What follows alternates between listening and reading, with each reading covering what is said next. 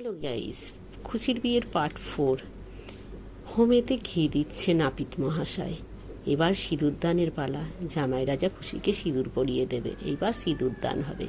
ব্রাহ্মণ ঠাকুর প্রথমে মন্ত্র পড়ছে, জামাই রাজা মন্ত্র বলছে। মন্ত্র অগ্নিকে সাক্ষী রেখে তবে সিঁদুর পরায়।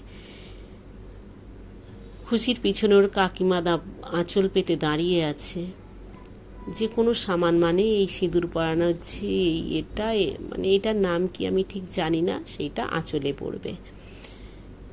তো সিঁদুর পরিয়ে দিল, সিঁদুরদান হয়ে গেল। সিঁদুর পরানোর সময় জামাই রাজাকে তার বইয়ের মুখ দেখতে নেই, সঙ্গে সঙ্গে মাথা ঢেকে দিতে হয়।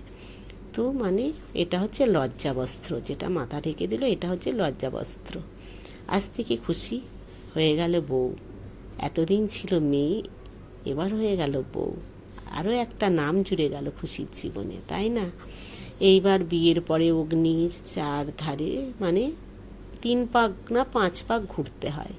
তো ঘুরছে, 5 পাক ঘুরবে।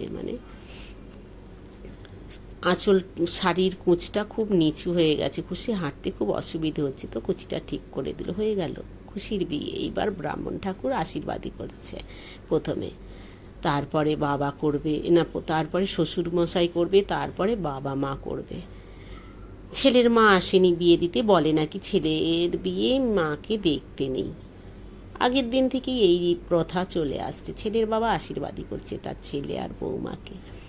খুব আনন্দ ছেলের বাবার, বৌমা যে হয়ে গেল, তাই না?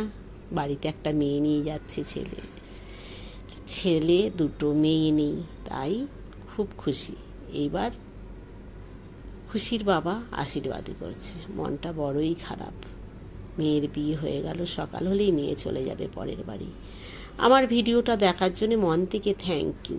তোমরা যে টাইম বার করে আমার ভিডিওটা দেখো।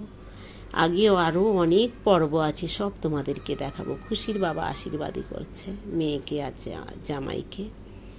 তারপরে আসবে খুশির মা। এত হই হুল্লোড় এক রাতেই শেষ। সত্যিই বলে মেয়ের বিয়ে কালী পুজো। ঠিক পূর্বপুরুষরা যে কথাগুলো বলে এসেছে, কিছু তো ভুল নেই।